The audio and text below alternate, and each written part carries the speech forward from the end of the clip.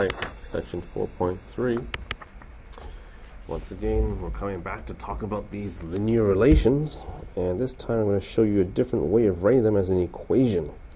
But we're still looking at the same learning outcome about understanding that in a linear relation, a constant change in x produces a constant change in y. So from our previous days of discussion, do you remember the 4 ways that relations can be expressed? Yeah? No? Well, I'll tell you one of them. Words. Oh yeah, table of values, you might be thinking now. TOV. In a graph with ordered pairs. And yeah, an equation. So today I want to show you another example, but this time you'll see something different about the equation.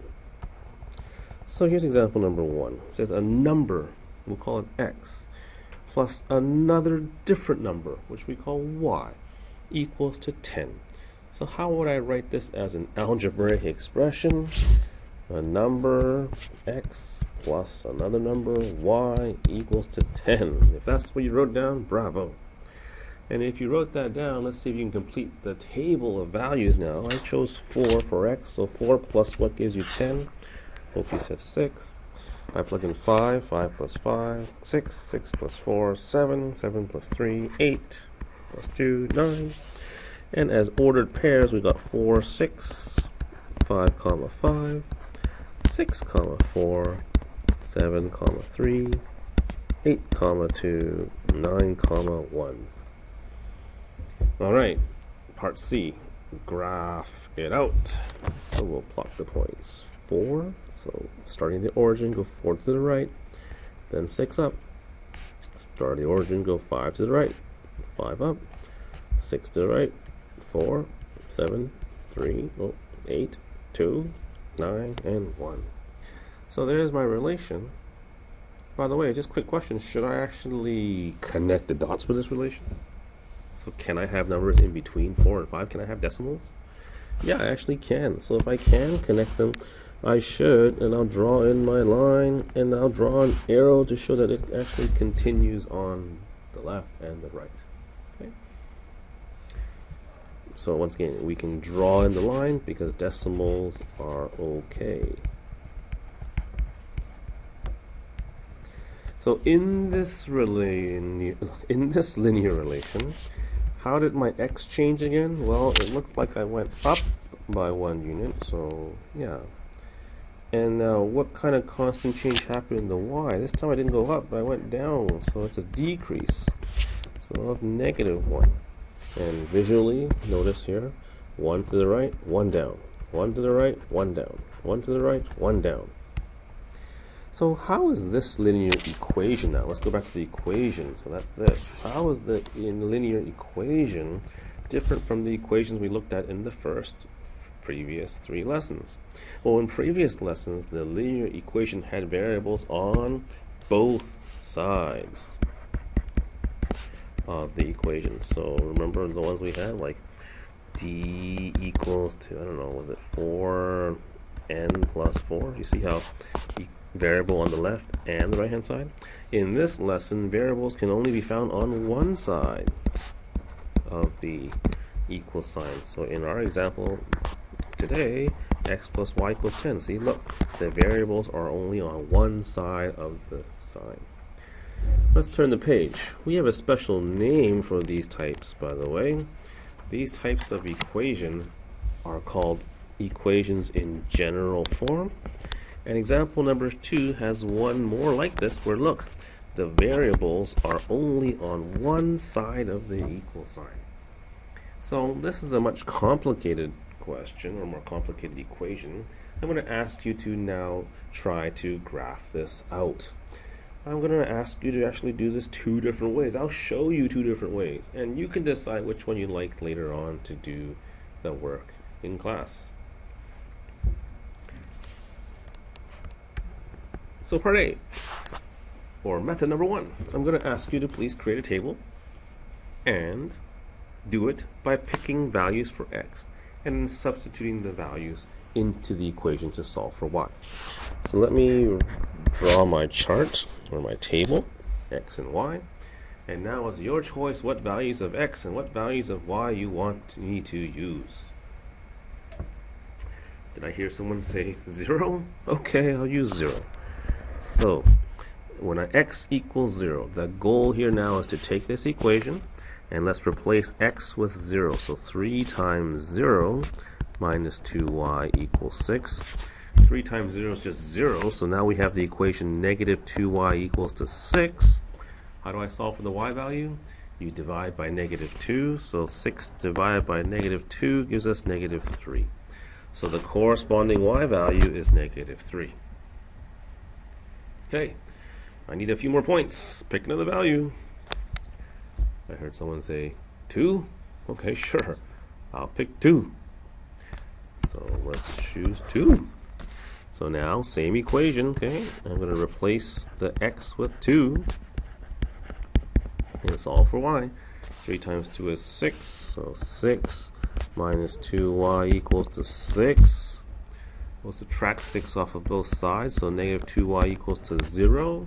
We'll divide both sides by negative 2. Y equals 0. So here's our next point, 2 comma 0. Let's do one more point. I heard someone say 4. Okay, I'll try 4 then. See the lovely pattern going up by multiples of 2. So now 3 times 4 minus 2y equals 6. And by the way, I chose 0, 2, and 4. You can choose whatever you want. Okay, I just chose those. 3 times 4 is 12. 12 minus 2y equals to 6. Negative 2y equals to, in this case, 6 minus 12 is negative 6. So y equals to 3. Now, in this linear relation, look what happened. I chose to increase my x value by 2 units each time. And for every single time it went up by 2 units, what was my constant change in the y? It looked like it went up by 3. And that's perfectly fine. Okay? And by the way, now you've got your table of values done. You can now translate this into coordinates. So 0, negative 3, 2, comma 0, and then 4, comma 3, and plot your points. Okay? Now, let me show you example number 2 as well of how you can actually find your table of values. This time I'm going to ask you to solve the equation for y first. So instead of doing this solving stuff 3 times, let's do it once. Okay? So let me show you how to do that. So 3x minus 2y equals to 6. That's our equation. Okay? Let's go ahead now and solve for y. So whatever that does not have y on the left hand side needs to be moved to the right hand side. So I have to get rid of this 3x by subtracting 3x on both sides. So we'll have here negative 2y, and I'll put the negative 3x in front, so negative 3x plus 6. And then I'm going to ask you to divide both sides by negative 2 because I need to get rid of that negative 2 now. And by the way, that means I divide every single one of these terms over here on the right hand side by negative 2. So we have here y equals to negative 3 divided by negative 2. That's just a positive 3 halves, or 3 over 2x. 6 divided by negative 2, that's minus 3. And this now is our equation, y equals to 3 over 2x minus 3. This looks like an equation from last day, right? Looks like last day. And so now with this, you can go ahead and make a table of values. So once again, here's my little chart, x and y. You choose values now for x. Let's say I chose 0. Sure. How do I calculate y? Well, now you just plug it into this equation. So y equals to 3 halves multiplied by 0 minus 3. 3 halves times 0 is just 0. 0 minus 3 is negative 3. Ta-da! Then we'll do the next point. You can choose whatever you want. I'll choose 1 this time. So y equals to 3 halves times 1 minus 3. 3 halves times 1 is just, I think, 1.5. 1.5 minus 3, that's negative 1.5.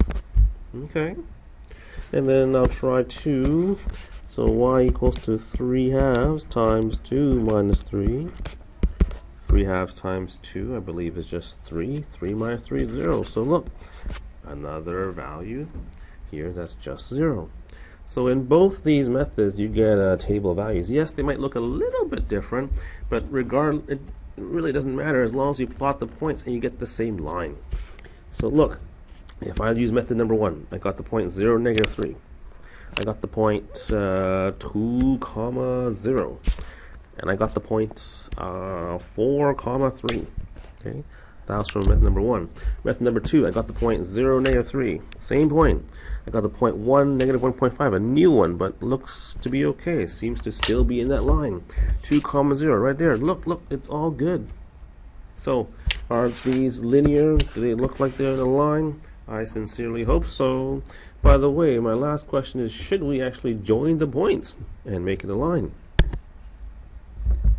You should ask yourself, can we have decimals?